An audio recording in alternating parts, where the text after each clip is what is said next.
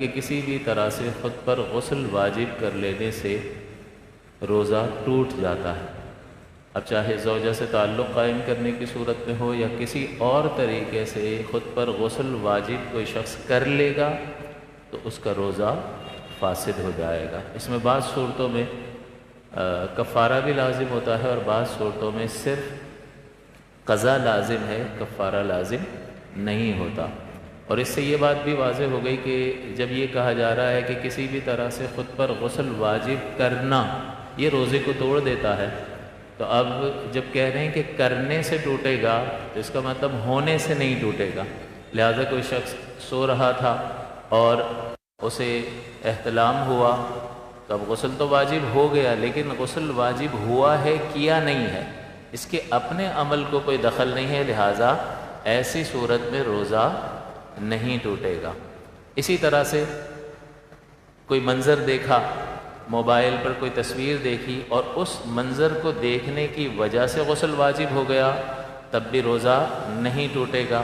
یا کوئی خراب تصور ذہن میں بار بار لایا جس کی وجہ سے غسل واجب ہو گیا، تب بھی روزہ نہیں ٹوٹے گا۔ ان چیزوں کو یاد رکھنے کی ضرورت ہے، تاکہ اس کا فائدہ یہ ہوتا ہے کہ بعض اوقات ادھوری بات ہمارے ذہن میں ہوتی ہے اور اس کی بنیاد پر روزہ نہیں ٹوٹا ہوا ہوتا اور ہم سمجھتے ہیں ٹوٹ گیا ہے، اور پھر آگے کارروائی کر دیتے ہیں، پانی پی لیں گے کہ اب تو ٹوٹ ہی گیا، اب کھا لو مزے کر لو، تو پہلے نہیں ٹوٹا تھا اب توڑ دیا اس نے۔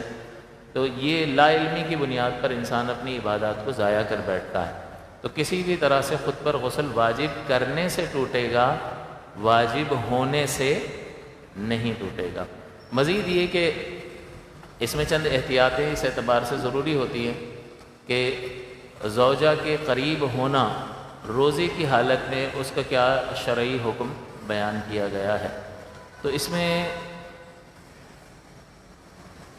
ایسی حالت یعنی ایسا کام کرنا کہ جس کی وجہ سے انسان ازدواجی تعلق کی طرف بڑھ جائے وہ حرام ہوتا ہے، کیونکہ روزہ توڑنا حرام ہے، اس کی حفاظت کرنا فرض ہے، اسے پورا کرنا فرض ہے، لہٰذا کوئی بھی ایسی صورت اختیار کرنا کہ بعد میں کنٹرول نہ ہو اور انسان آگے ازدواجی تعلق ہی قائم کر بیٹھے، تو ایسی چیز کرنا جو ہے اسے مطلقاً مکروہ تحریمی ہے، حرام کے نزدیک ہے۔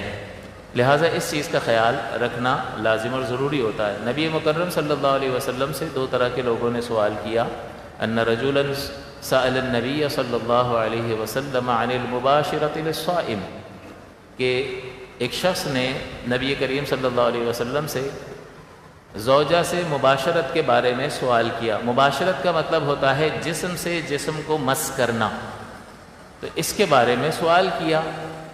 فرخص لہ، تو نبی کریم صلی اللہ علیہ وسلم نے اس شخص کو اجازت دی روزے کی حالت میں۔ وَأَتَاهُ آخَرُ، پھر ایک اور آدمی آیا، فَسَأَلَهُ النَّبِيَّ صلی اللہ علیہ وسلم، اس نے بھی یہی مسئلہ پوچھا حضور صلی اللہ علیہ وسلم سے، فَنَهَاهُ، حضور نے اس کو منع کر دیا۔ فَإِذَا الَّذِي رَخَّصَ لَهُ رسول اللہ صلی اللہ علیہ وسلم شیخٌ، اس لیے کہ جس شخص کو نبی کریم صلی اللہ علیہ وسلم نے اجازت دی تھی وہ بوڑھا تھا، اس کو اجازت دے دی کہ یہ آگے تجاوز نہیں کرے گا، تو امن پایا، روزے کی صورت میں امن پایا کہ آگے تجاوز نہیں کرے گا، تو حضور نے اجازت دی۔ وَأَمَّا الَّذِي نَهَاهُ، اور وہ شخص کہ جسے نبی مکرم صلی اللہ علیہ وسلم نے منع کر دیا تھا، شابٌ، وہ نوجوان تھا۔ تو اس کا مطلب یہ ہوا کہ یہاں ایک کو اجازت دی نبی کریم نے، دوسرے کو روک دیا۔ تو اس سے یہ بھی پتہ چلا کہ بعض اوقات جو ہے وہ عالم دین، رہنما، مفتی جب فتویٰ بتاتا ہے تو اس پوچھنے والے کی عادت، اس کی حالت، اس کی کیفیت، اس کی مجبوری کو دیکھ کر مسئلہ بتا رہا ہوتا ہے۔ اب یہ سننے والا جو کم علم ہوتا ہے، جیسے کچھ بھی الف ب نہیں آتی، دین کی ABCD اس کو پتہ نہیں ہوتی، لیکن وہ رائے قائم کرنا شروع کر دیتا ہے کہ یار یہ کیا بات ہوئی، اس کو کچھ اور مسئلہ بتا رہے ہیں، اس کو کچھ اور مسئلہ بتا رہے ہیں، کچھ آتا جاتا بھی ہے کہ نہیں مولانا کو آتا جاتا ہے یا نہیں ہے، وہ تو بات کی بات ہے۔ آپ اس طرح کی احادیث جب پڑھیں اور دین کو سمجھنے کی کوشش کریں تو پھر آپ کو پتہ چلے گا کہ بہت زیادہ جو ہے باتوں چیزوں میں وسعت ہوتی ہے، لیکن اس کا ادراک وہی شخص رکھتا ہے جو دین پڑھتا ہے، دین پڑھاتا ہے، جس کا یہ کام ہوتا ہے۔ ظاہر ہے آپ بیمار ہوتے ہیں تو خود تو میڈیکل اسٹور پہ جا کے دوائی نہیں لے لیتے نا، ڈاکٹر کے پاس جاتے ہیں اور اس سے نسخہ طلب کرتے ہیں، تو اس کو دکھانے کی کیا ضرورت ہے؟ 300-400 روپے فیس بھی لے کر خود چلے جائیں نا۔ تو وہ جان کی ہلاکت کا اندیشہ ہوتا ہے تو سیانہ وہاں نہیں کچھ بھی کرتا، وہاں اپنی عقل کو استعمال نہیں کرتا، وہاں چالاکیاں نہیں دکھاتا۔ چالاکی اس کو دکھانی ہے دین کے معاملے میں، الف ب آتی نہیں ہے اور دین کے معاملے میں، لہٰذا یہ دیکھنا چاہیے کہ اگر کوئی عالم دین کسی کو کوئی مسئلہ بتا رہا ہے تو بس خاموشی سے سنیں۔ آپ کو شریعت نے کہا ہے فَاسْأَلُوا أَهْلَ الذِّكْرِ، کہ تم اہل علم سے سوال کرو، ان کنتم لا تعلمون، اگر تم نہیں جانتے۔ تو آپ کو عوام الناس کو شریعت مطہرہ نے، اللہ تعالیٰ نے حکم دیا ہے کہ اہل علم سے سوال کرو اگر تم نہیں جانتے ہو۔